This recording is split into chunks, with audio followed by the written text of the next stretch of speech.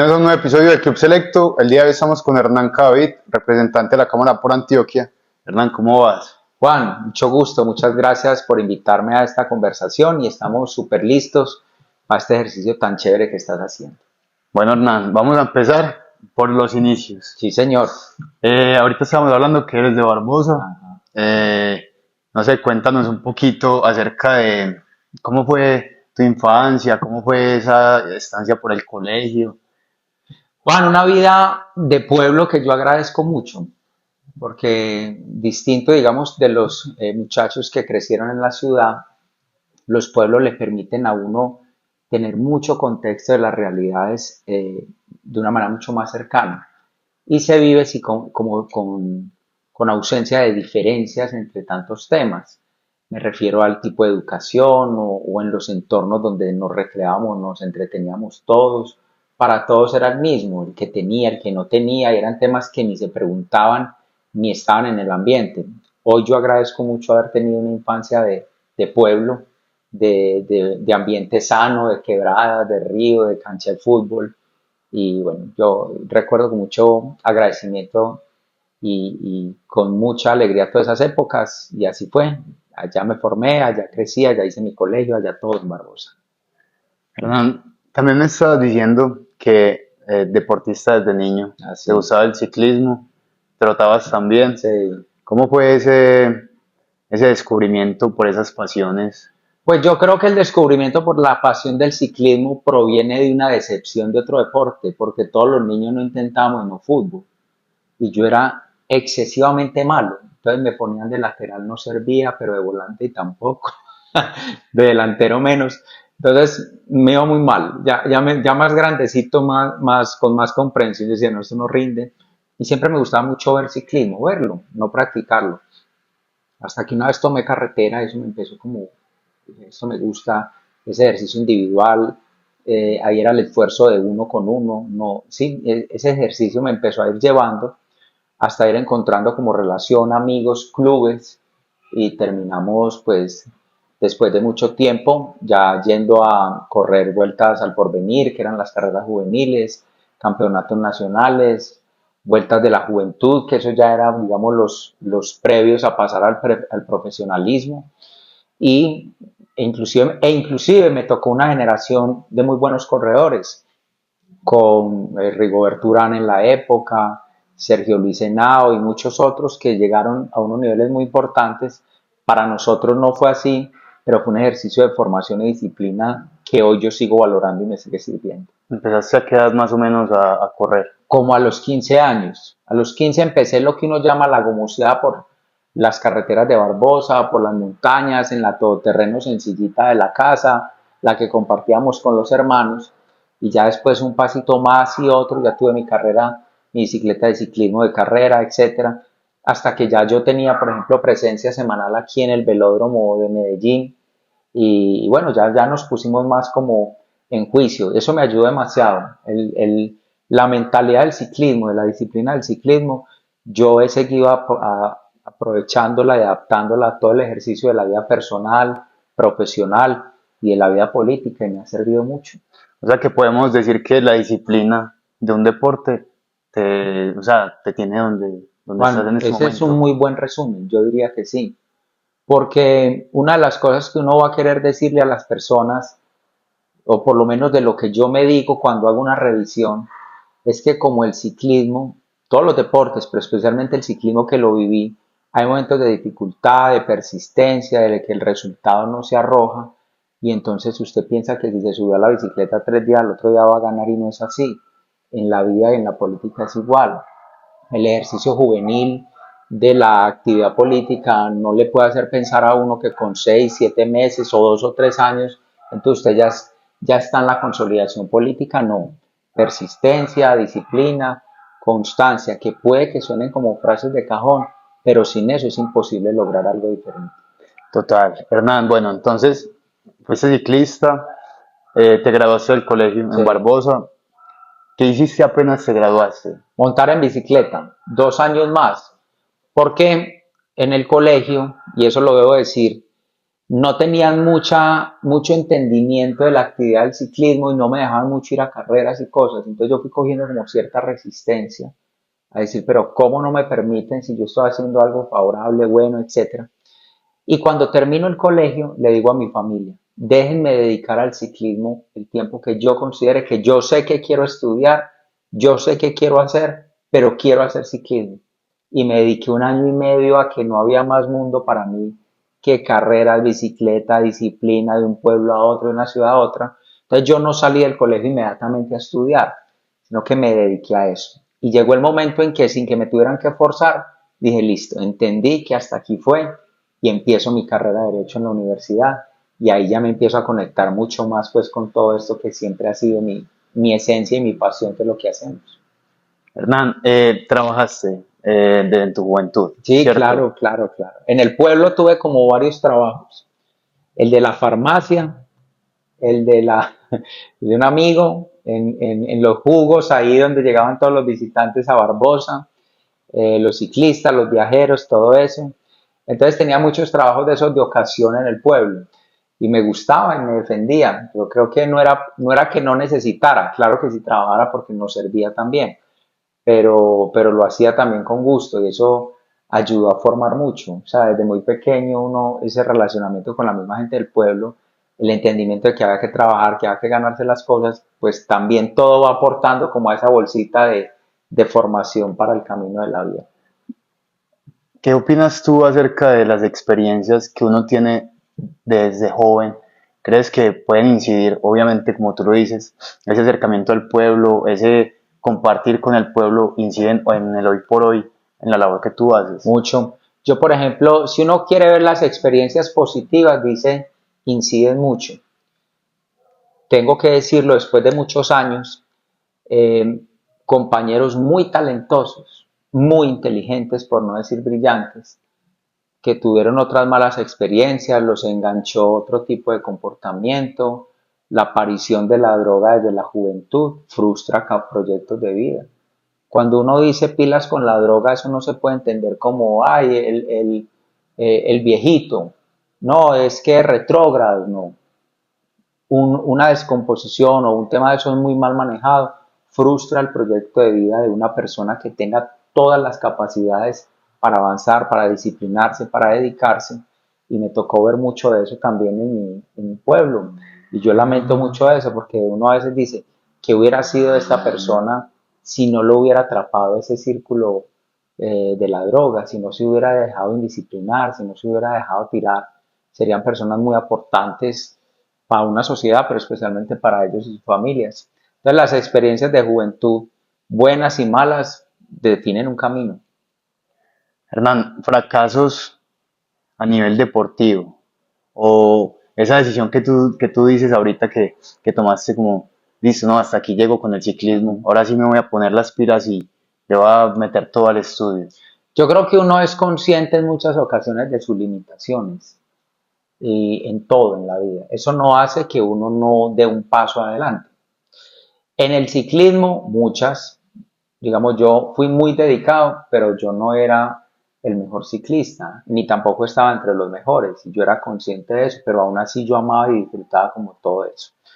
Cuando yo ya fui avanzando en una edad que yo entendí que ya no era el jovencito de colegio que se disfrutaba, que iba de pueblo en pueblo, sino que ya se empezaban a definir proyectos de vida, que ya había compañeros muy jóvenes que decían, no, este se va para Europa, este se va para tal equipo, uno dice, claramente yo no voy a estar en esos niveles y cumplí con un deseo de vida y una experiencia. Entonces, yo fui ciclista, sí, claro que lo fui, y no todo el que sea un ciclista es un campeón y yo creo que hay otras formas de ser campeón en la vida también. Y eso sirve, ¿no? Pero entonces frustraciones, claro, claro que sí, decía, pero ¿por qué no me rinde? ¿Por qué no lo lograré? Si yo entreno 6 horas y este 2 y este me gana, pero ¿por qué será? Bueno, ya después uno entiende que hay una cantidad de condiciones que juegan ahí, pero insisto, lo más importante, más que la medalla del momento, es lo que quedó para seguir el camino. Perfecto. Hernán, estudiaste Derecho, Sí, ¿cierto? sí.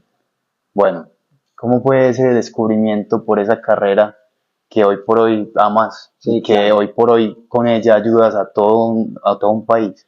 Yo creo que siempre la tuve clara. A mí desde el colegio, aun cuando estaba en esa época tan juvenil, siempre dije, este es el tema. Siempre. Es más, recuerdo mucho a una profesora de castellano en el colegio que nos puso algún día a hacer un ejercicio de improvisación sobre temas de vida política. Estábamos en el colegio. Yo no salí pensando que iba a ser congresista o cosas de esas. Y entonces ella me puso un rol de congresista. Esto yo nunca lo había contado. Me acordé hoy aquí. Y terminamos y ella me dijo, usted sería un buen congresista, pero estamos por allá en el grado séptimo, tal vez. Y a mí no me olvidó de eso. Ya, bueno, pero digamos, no fue que eso se haya convertido en mi punto de partida, pero siempre entendí que mi camino iba a estar por el desempeño del derecho. Y se llegó el momento y cuando yo salí del colegio, nunca tuve la duda, aún con esos años de aplazamiento de iniciar la carrera profesional, yo dije, cuando yo vaya a empezar a estudiar, voy a ser abogado. Y por ahí nos fuimos. Y esa fue mi formación en la Universidad de Medellín. ¿Cómo fue ese paso universitario? De quizás hubieron decaídas, quizás hubo ansiedad, Sí, que es algo que se vive hoy por hoy mucho en los estudiantes. sí. No sé, quizás tuviste compañeros que por motivo alguno desertaron de la carrera. Muchos, ¿Cómo fue esa experiencia? muchos. Yo los primeros años de la carrera los viajé siempre desde Barbosa a la universidad. Y entonces muchos compañeros me decían, personas que vivían, digamos, más cerca, con comodidad y los temas, me dicen, usted se viene desde su pueblo todos los días. Para mí era normal. Es decir, cansón, pero normal. Y hacía parte del propósito. Y muchos que tenían la comodidad de estar empezaron a encontrar problemas donde no lo sabía. Yo creo que uno tiene que tener muy claro su objetivo y también un mensaje es, hombre, la vida no está regalada, es decir, la vida no está de la cama a la mesa de la casa, la vida tiene obstáculos y eso no se puede convertir en un elemento para la frustración eterna. Uno se levanta aburrido, uno se levanta cansado, uno a veces no diferencia si lo que está es cansado o si lo que tiene es pereza, me hago entender, es decir, pero el mensaje a la juventud que yo trato de dejarles, no porque sea un gran orientador de la juventud, tampoco me quiero proclamar como eso, pero en malas experiencias es, hombre, no todo está a la mano. Y si te lo dan a la mano en el colegio, pero también te lo dieron a la mano en la universidad, la vida profesional no te la van a poner a la mano, ni la vida real es así. Entonces es mejor entender que no todo es una autopista llana, plana, sin ningún tipo de obstáculo. Hernán, ahorita fuera de cámaras, estabas tocando un tema que pues hicieron una pregunta y es, en el gobierno actual hay muchas personas que quizás no han recibido la educación adecuada para ocupar esos puestos, Sí. ¿cierto? En tu experiencia, ¿tú qué opinas si educarse, o sea, educarse es necesario para ocupar un puesto de esos, pues obviamente, pero más que un puesto, educarse es necesario para la vida de un Claro, humano? sí, claro. Hay unas inteligencias naturales y unas intuiciones naturales y eso es muy importante, muy valioso. Pero si uno quiere, digamos, ampliar un desempeño, abrir su mente, o darle una mayor y mejor formación a sus hijos, si algún día los tienen, uno no puede escatimar en el esfuerzo de buscar formación, educación. En ocasiones es formación académica, el título y no solamente la colección de títulos hacia la persona. Muchas veces hay otro tipo de formaciones más autodidactas que también sirven, pero por supuesto que cuando uno dice yo quiero estar en la función pública, a usted hay un tema que le marca la diferencia y es su formación. Porque en todo, pero en el mundo público y en la política hay que decirlo, hay de todo, de en extremo personas buenas y en extremo personas muy malas. Y entonces esos malos se encuentran que en la vida política, como no hay filtros, como no hay requisitos, como para yo lanzarme a un cargo de elección popular, pues si no puedo prosperar en la empresa privada donde sí me exigen, resulta que si hago algo en la vida política crezco sin mayores exigencias, es una puerta abierta para que lleguen muchas personas sin mucha condición más que profesional ética. y es lo que termina destruyendo estos sistemas nuestros, de los consejos o de las alcaldías o de las gobernaciones o del Congreso del Gobierno Nacional, que es lo que yo siento que hoy estamos padeciendo. Ahorita mencionabas que tú los primeros semestres ibas de, o sea, venías de Barbosa acá a Medellín Sí, en sí, bus, sí, por la vía vieja, por porque la cuando eso vieja. no No, no estaba, había doble no había calzada doble ni nada, calzada. ni Metroplus, porque uno diría hoy sí me subo, hoy no, era de una vuelta mucho más larga. Entonces, ¿cómo sobrellevaste ese tiempo? ¿Trabajabas? Quizás. No, era muy duro porque recuerdo perfectamente, yo empezaba clase a las 12 del día y terminaba a las 6 de la tarde. Entonces yo salía de Barbosa más o menos a las 9:30 de la mañana. Llegaba a las 12 del día a la Universidad de Medellín. Los que conocen entenderán desde el norte del Valle de Aburrá, Girardota, Copacabana, Bello, luego hacer todo un recorrido, llegar en el bus hasta Belén Alpes arriba y lo mismo al retorno. Entonces salíamos a las 6 y yo estaba llegando a las 9 de la noche a Barbosa. Y así fue mucho tiempo. Entonces, nada, en las mañanas no me daba más tiempo sino de estudiar o repasar asuntos. Los primeros meses de la universidad quise decir, no, voy a seguir montando en bicicleta, ya no de manera competitiva. Y después me voy y decía, no, ya no me da. O sea, era una jornada muy dura y eso hizo pues que ya me terminara concentrando única y exclusivamente en el tema académico solamente. Tocando ese tema un poco de las vías, ¿cómo es las nuevas vías que han construido, que realmente son, o sea, son conexiones a todo el país a nivel como Antioquia y a nivel nacional? No, una evolución impresionante. Se lo digo yo, que por ejemplo la modificación de calidad de vida que ha tenido la población del norte del Valle de Aburrá, que antes era una vía chiquita, ida y regreso, se varaba un carro o se había un accidente que era muy frecuente, personas llegaban al pueblo, lo recuerdo mucho, las personas llegando a la 1 y 2 de la mañana al municipio porque hubo un accidente. No, sin duda alguna, la infraestructura es progreso. Y ese cuento de que las vías son para los ricos, eso pues queda probado que no es así. Y pues, esa es una expresión de quienes hoy tienen la incapacidad de ejecutar y de hacer y de proyectar. Por darte solamente un ejemplo, ha habido más ya de 4 ministros de transporte durante este gobierno. El alcance o desarrollo de obras de esa naturaleza, como las dobles calzadas, lo que conocemos hoy como las 4G, para nosotros era la doble calzada en su momento, como se denominaba. Eso es una necesidad de un país como el nuestro. Y hoy estamos en ese debate y eso hay que sacarlo adelante. Eso no es ni para los ricos, ni es un asunto para los amigos de Uribe, como dice el gobierno nacional, sino que por el contrario es el desarrollo de las subregiones. Hoy muy importante las de Antioquia, Mar 1, Mar 2, cruzando el occidente del departamento hacia la subregión de Urabá, clave para llegar a puertos, Pacífico 1 y Pacífico 2, atravesando la subregión del suroeste antioqueño para conectar con el departamento de Caldas y el Valle del Cauca, y por supuesto las obras hacia el Magdalena Medio, que son las concesiones BINUS, que sigue de Barbosa hacia Cisneros, San José del Nus, Maceo, para llegar a Remedios y conectar con el Bajo Cauca y salir hacia la costa. Sí, es totalmente un avance y un progreso a nivel de Antioquia y a nivel de la nación.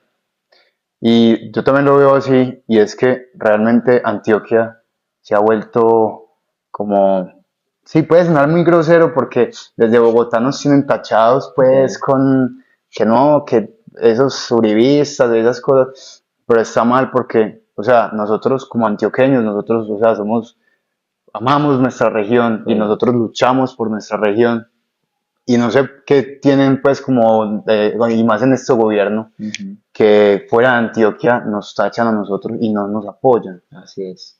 ¿Tú qué piensas de esos altercados que han habido? Porque es que básicamente, o sea, Antioquia es Antioquia por lo que nosotros como antioqueños estamos haciendo. Así es. Yo creo que uno a esos sectores de radicalismo y que todo lo reducen a el uribismo y el centro democrático y paisas, no sé qué. Primero no conocen la historia no solamente de Antioquia, sino del país. y ellos navegan sobre la base de, o más bien sobre los escombros del odio, eso es lo que ellos hacen. Pero si uno hiciera una revisión de cuál ha sido el espíritu de la dirigencia antioqueña, desde el señor Gonzalo Mejía, que cuando estábamos aquí encasillados en este valle de Aburrá, dijeron, oiga, nosotros tenemos que llegar a Urabá. ¿A Urabá? Sí, tenemos que pensar cómo esto se conecta con el mar de Urabá. Eso parecía hablar, eso parecía hacerle un hueco a la tierra y salir al otro lado del mundo. Un poco como, cómo que vamos a hacer una vía a Urabá. Y empezaron, y dieron un paso. No se quedaron esperando a que viniera el gobierno nacional a hacerles la vía. Y para los que estamos aquí en Medellín, en Antioquia, entonces empezaron todo ese camino por Robledo, Pajarito, dar toda esa vuelta por Boquerón, cómo bajaban para Santa Fe de Antioquia, todo destapado. Y miren lo que hoy estamos. Hoy estamos a la posibilidad de llegar al mar de Urabá en 3 horas y media. Y esa es la discusión que seguimos teniendo.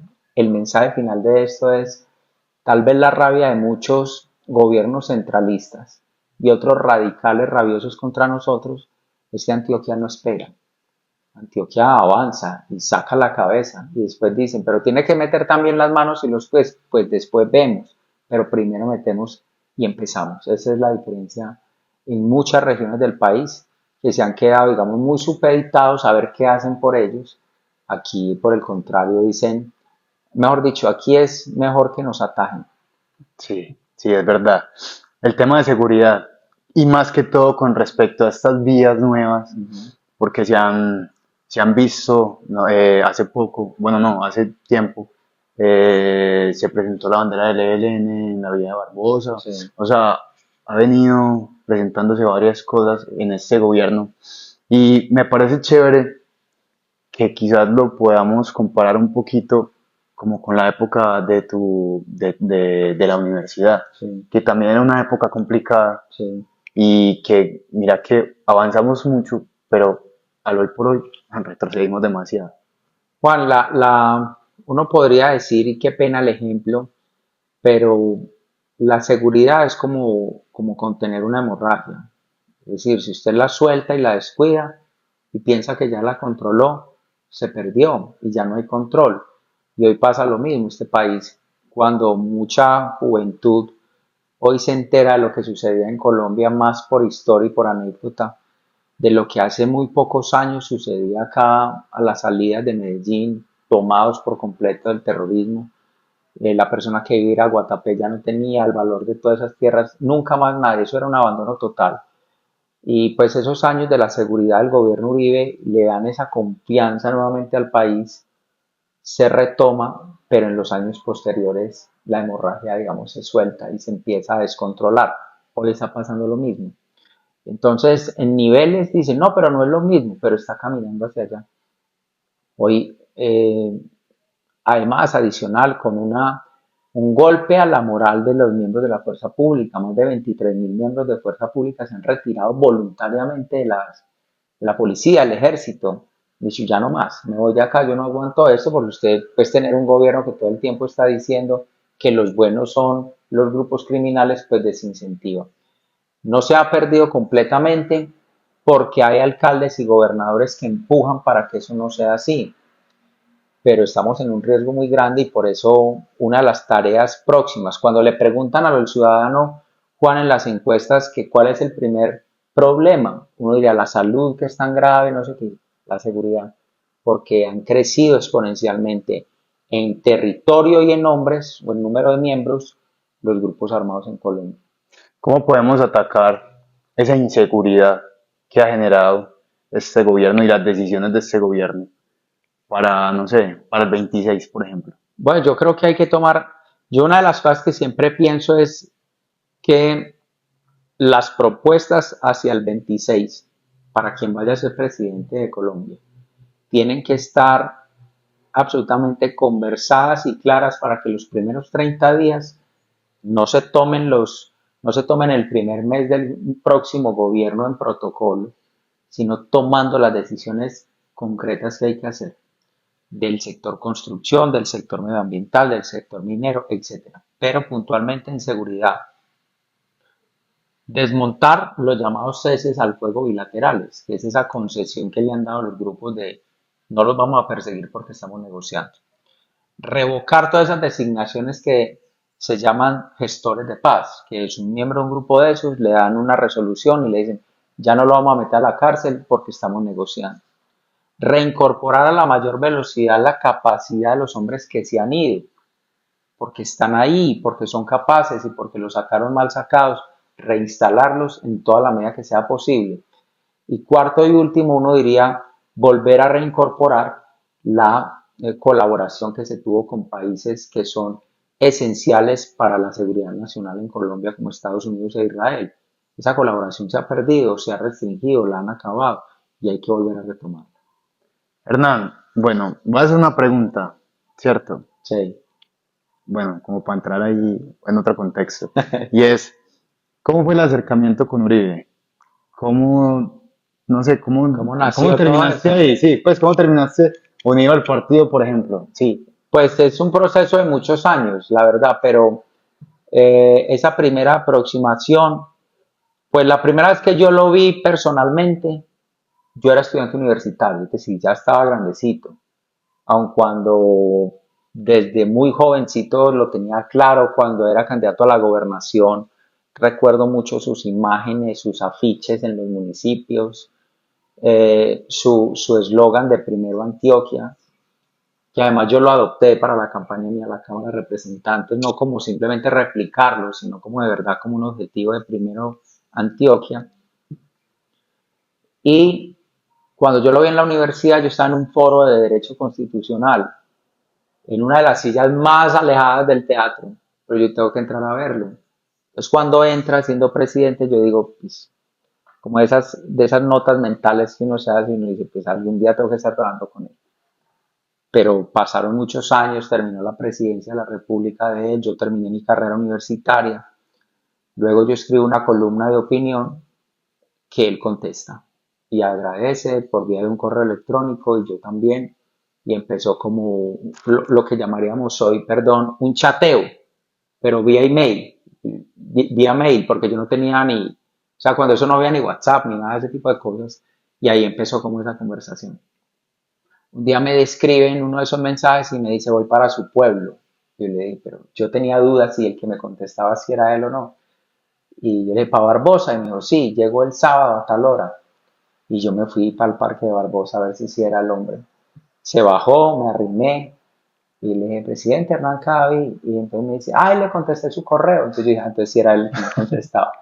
Pero así fue. Ya de ahí en adelante nació como un acercamiento. Yo estaba siempre pendiente, estaba escribiendo, estaba activo, estaba joven, más joven, digamos, y estaba naciendo el Centro Democrático y ahí asumimos como un rol en toda esa construcción de lo que se denomina las juventudes, que ya muchos otros han venido asumiendo ese camino. perfecto. ¿Tú te graduaste y entraste de una, pues, como a ser parte del equipo de Uribe o No, trabajaste en no, algo? de ahí después de mis grados, yo me gradué en el año 2011, 12, y de ahí para adelante el partido como idea, el Centro Democrático, se crea como una circunstancia de lo que pasaba en el gobierno Santos. Para retomar, Santos era un hombre absolutamente inviable de manera política, pero si agrega a Álvaro Uribe, le hace pensar al país que él era el que iba a continuar la política de seguridad, le hace trampa y estafa al pueblo colombiano, gana la presidencia, no solamente desecha a Uribe, que lo eligió, sino que lo empieza a perseguir y como una respuesta dijimos o dijeron en su momento hay que crear un instrumento para volver al Congreso y crear una barrera a lo que este señor está destruyendo de todo lo que se logró estos años. Y ahí se crea la idea, en su momento un primer nombre fue lo del puro centro democrático, luego el centro democrático. Y esa construcción de ese partido dijo, necesitamos también, por supuesto, la juventud en esto. Y ahí estábamos, digamos, esa primera generación de jóvenes que tuvo el partido. Eso fue 12, año 2011, 12, 13, 14. Y en el 14 yo ya termino trabajando en el Congreso, ya estoy ahí más cerca, en otras tareas y la evolución. pero pasaron varios años antes de poder estar, digamos, como con la responsabilidad de ser su colaborador en el Congreso, varios años. ¿Cómo fue esa evolución en la política?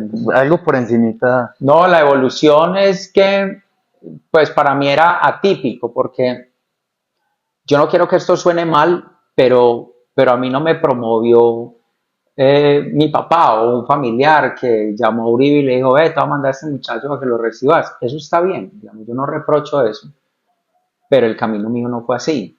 El camino mío fue de acercarme por medio de una columna de opinión, de estar presente, de estar vigente, de empezar a sentar posturas, de fijar posturas, o en un foro académico, o en un programa de radio, o en un debate universitario.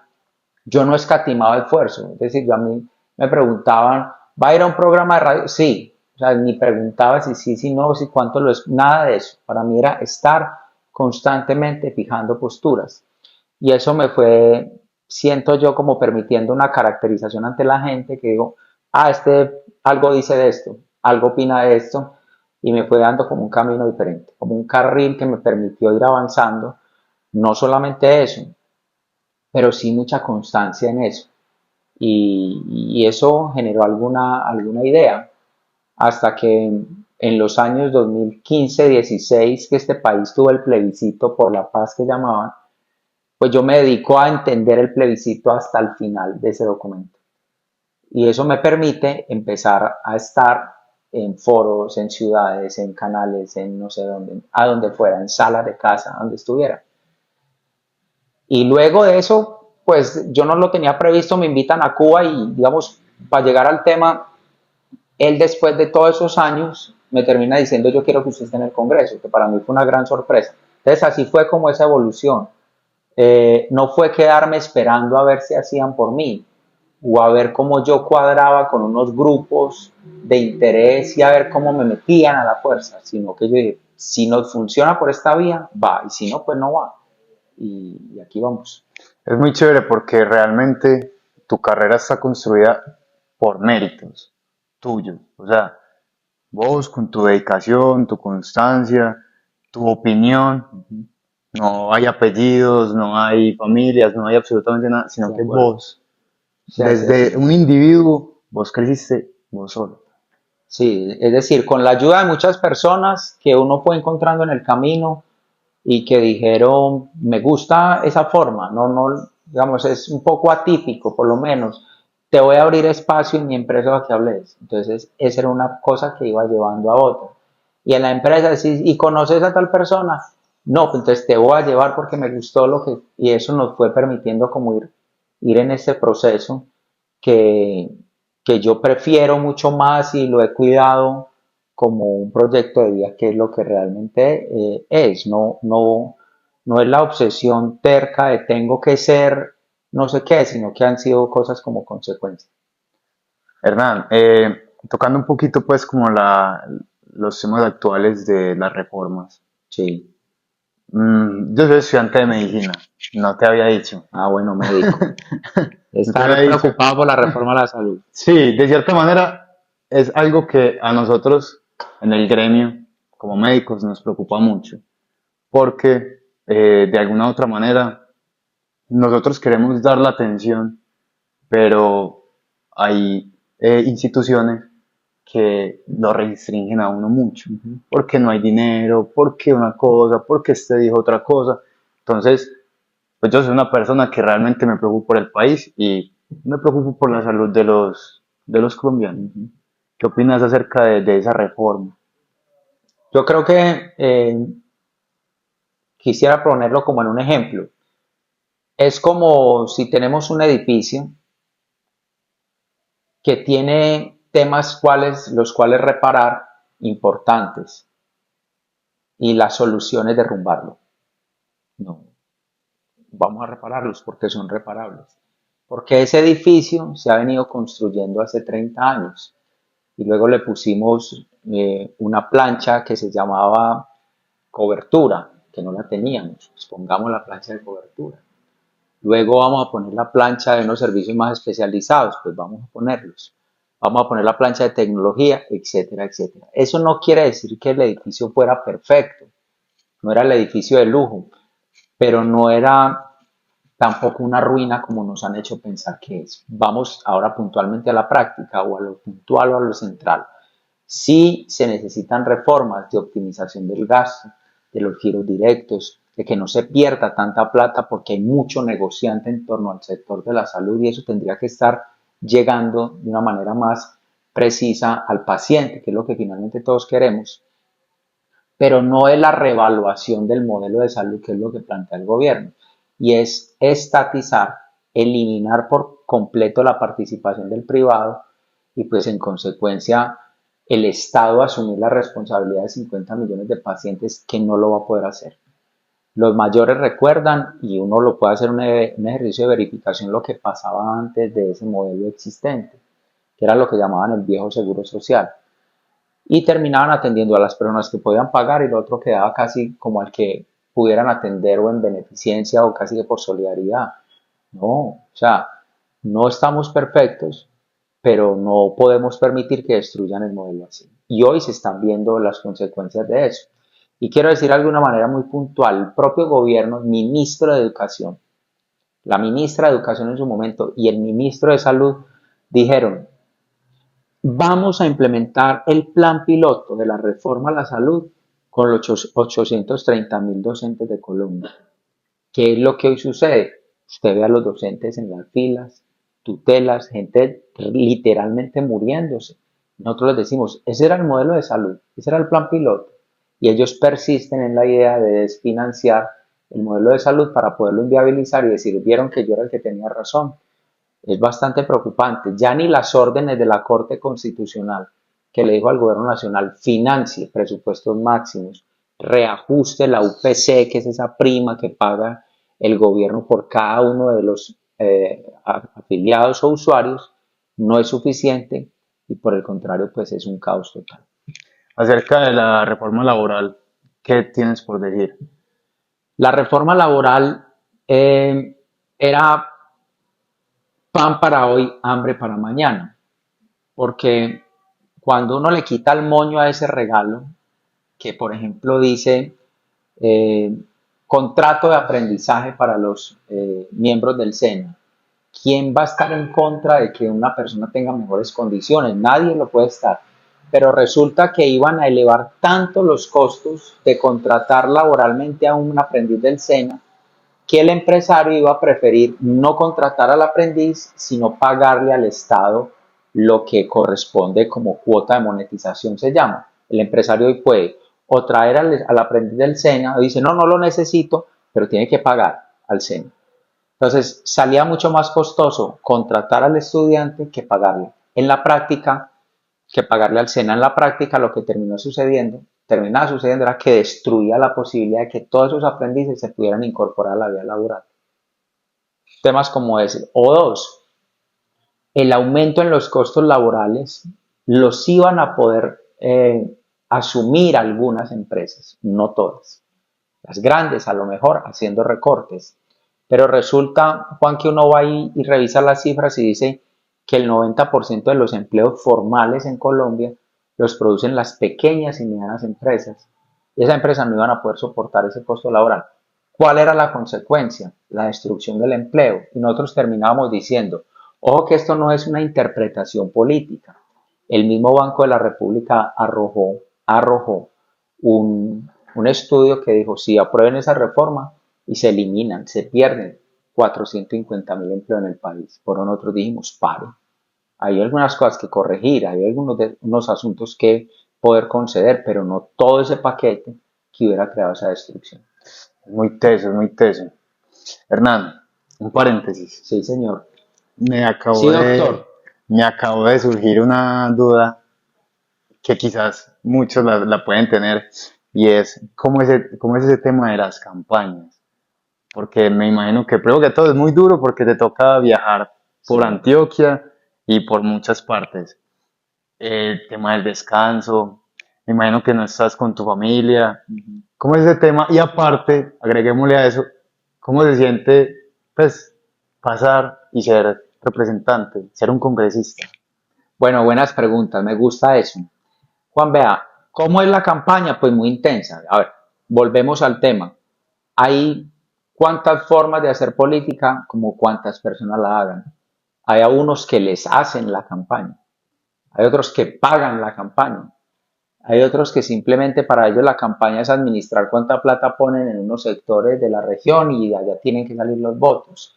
Otros que abusan de la función pública y dicen es que yo tengo tantos cargos en tal dependencia y si no me salen tantos votos de allá, pues los echamos.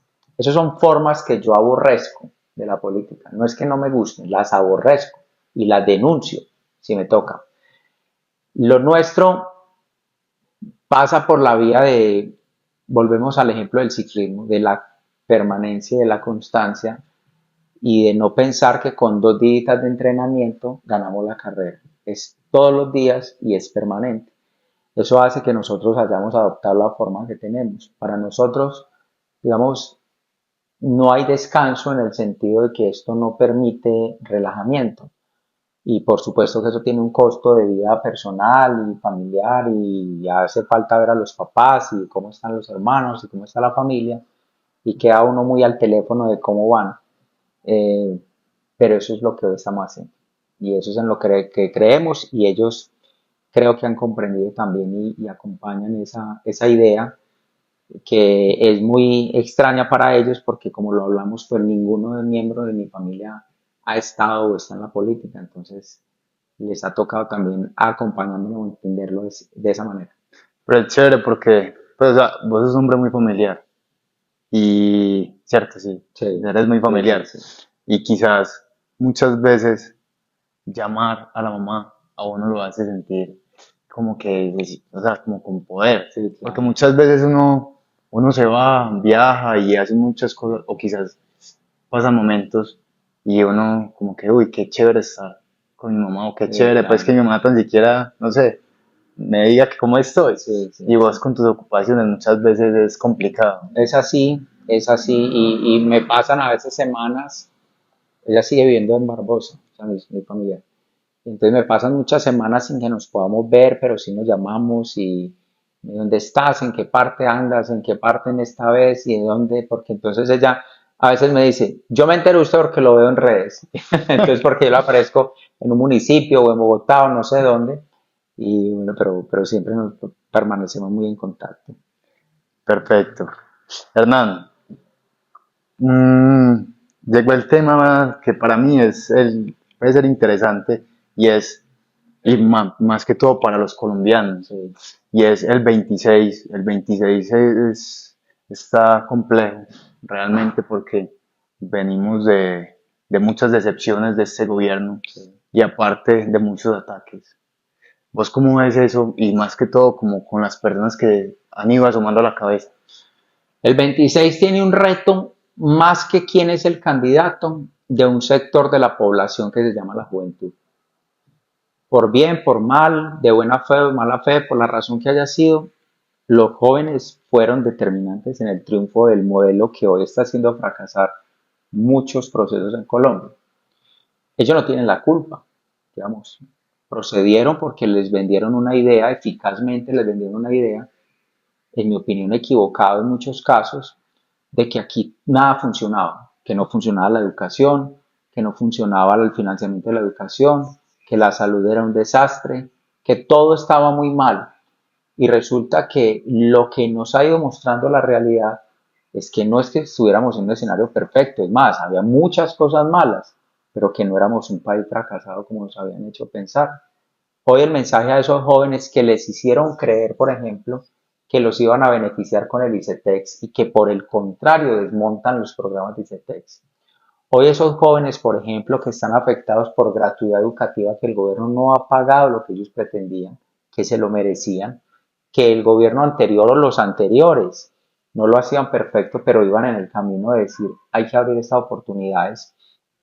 Y como eso, muchas otras cosas más. A muchos otros jóvenes los llenaron de rabia diciendo, es que los gobiernos de derecha permiten que haya masacres de líderes sociales. Resulta que hoy tenemos más muertes de líderes sociales que en los gobiernos anteriores. La diferencia es que nosotros no le echamos la culpa al presidente como si lo hacían ellos. Lo que quiero decir es que todas esas promesas fracasaron y a esa juventud hay que pedirle una reflexión. Y es que no es decir que lo anterior era perfecto, pero nosotros tenemos que estar del lado de los que creemos que a este país lo sacamos entre todos juntos y no diciendo cuál es el culpable de, que es el modelo que hoy están planteando. Ese es el mayor reto del 26. Entrando a nivel regional en Antioquia, ¿tú cómo ves Antioquia desde tu perspectiva como político y también como abogado, como habitante? ¿Cómo la ves? Antioquia es una excepción en el país en muchas materias. No solamente en su comprensión del sentido de pertenencia, en la formación de valores que nos han dado, de que no nos quedamos esperando que nos den, como lo hablábamos. Y eso ha tenido una consecuencia histórica que por no quedarnos esperando, se construyó la Academia Sólida de Antioquia, se construyó la empresa sólida, se construyó una institucionalidad privada sólida y hoy es un tejido que nos permite tener una barrera de contención frente a esas amenazas. Eso hay que seguirlo no solamente preservando, sino profundizando. Y ese es un mensaje que se le tiene que dejar a la nueva generación de quienes se están formando. No repeler ni repudiar eso, como lo hizo el exalcalde Quintero, que trató y esta ciudad se sostuvo y se defendió. Y hoy es el quien está ante la justicia y la ciudad siguió avanzando a pesar de los problemas. Eso es Antioquia. Nos ponen a prueba y se convierte en un ejemplo para la sostenibilidad del país, la sostenibilidad política, económica de Colombia. Antioquia aporta el 15.5% del PIB nacional y otros muchos temas más que no se miden. Pero lo que hay que decir en eso es que ese mensaje de Petro, ahí sí lo digo con nombre propio, de que Antioquia tiene que cambiar para que cambie Colombia, que es lo que ellos dicen, nosotros decimos todo lo contrario. La estabilidad del país políticamente pasa por el departamento de Antioquia, no nos queda ninguna duda. Podemos opinar de Quintero. Sí, claro, No sé, se me vino a la mente sí, claro. y es porque, primero que todo, las audiencias han sido pues aplazadas. O sea, eso es, aunque ahí cumple con los términos pues de que no, que falta esto o aquello. No sé, los ciudadanos estamos muy preocupados porque realmente, o sea, la administración de él fue pésima. Perverso. Es algo que, mejor dicho, y aparte es una persona que aspira a una presidencia en el 26. Entonces todos estamos como que, uy, este man qué. ¿Y aquí cómo? Pero además, ¿qué puede pasar? Porque todo el mundo decía cuando Petro fue alcalde de Bogotá, dejó esa ciudad en cenizas. No mal, la dejó destruida. La misma discusión, la misma pelea, todo destruido, todo. Y hoy es presidente de Colombia. Quintero le vendió una idea de cambio a Medellín y personas dijeron que necesitamos un cambio en Medellín para que usted vea. Siempre hay como un estado de insatisfacción, como que uno no lo valora, no valora los temas, insisto, sin decir que son perfectos, hasta que nos llevan al riesgo de perder lo que tenemos. Y eso fue lo que le pasó a Medellín. Y nos deja una lección muy grande de que un error político de esa naturaleza casi desbarata. Saquearon a Medellín. Hoy hay 33 personas imputadas y son pocas para lo que ahí sucedió. Esa ruptura permanente con la academia, con la sociedad, dividiendo a Medellín que entre los ricos, los pobres. Medellín tiene ricos, pobres como lo tienen todas las ciudades del mundo, pero eso no se había convertido en el escenario de batalla de una administración, era por el contrario, no los divida, acérquelos por vía de solidaridad, que es lo que somos nosotros y lo que hay que hacer. Vayamos y encontremos el problema y acerquémoslo, pero no creemos todo ese tipo de cosas. Creo que le dejan una lección a Medellín que el país tiene que conocer, porque así como enredó a Medellín, es capaz de enredar un sector del país. Y con la idea de que Uribe y que el cambio y que nunca más y que somos diferentes no. La peor politiquería, la peor administración que ha tenido Medellín, sin lugar a duda, en su historia, inclusive más bien desde que hay alcaldes populares, desde que hay elección popular. Antes, cuando eran nombrados, eran todavía personas con mayor capacidad, porque eran gente de la empresa, que nombraban, cumplían, pero desde que hay elección popular, lo más crítico que ha tenido Medellín es Quintero, eso no vuelve a pasar. Eh, Hernán, yo creo que ya para ir terminando, ¿qué esperamos de ti? No sé, como metas, Sí. como sueños, o y también cómo quieres ayudar a todo un país. Yo creo que hay formas de cumplir las maneras de ayudar, de lo mínimo o hasta las grandes decisiones. Y uno tiene que tratar de estar en todas. Si usted se queda solamente en lo del día a día, válido, pero ¿y entonces cómo tiene un mayor impacto? Y si se queda pensando que se queda solamente en las grandes decisiones, pues termina por desatender cuestiones que usted realmente puede ayudar a resolver. Aprovecho además para decir que estábamos y ojalá seguir ayudando a todas las personas afectadas por las inundaciones del río Cauca en esas zonas del suroeste. ¿Qué esperar? Juan, eso es una pregunta que yo me hago mucho en el sentido de los pasos a seguir. Entre una combinación de poner la mirada en futuro y decir yo quisiera llegar a ser este cargo o este cargo y en el futuro me voy a elegir como gobernador y como presidente, o si por el contrario uno se dedica a tejer su día a día y la consecuencia del camino irá indicando cuáles son los trazos que hay que dar. A veces pienso que uno puede guiarse más por lo segundo, porque cuando uno está en el desarrollo de un cargo o de una función como es la mía hoy y se dedica a pensar en lo que viene, deja de hacer lo que tiene que hacer en este momento, que es al final del día lo que a usted lo va a validar. Yo soy representante a la Cámara y me pongo a pensar que voy a ser presidente y ni lo uno y ni lo otro. Entonces, día a día uno va construyendo ese camino. Bueno, Hernán, y para terminar, la pregunta que te dije al inicio y Sí. es, ¿para ti qué se siente ser antioqueño? No, para mí es un orgullo muy grande y lo voy a decir inclusive lejos de la política. Juan, usted me ha sacado a mí respuestas que ni yo mismo me había dado antes a mí mismo, ni en entrevistas o en conversaciones.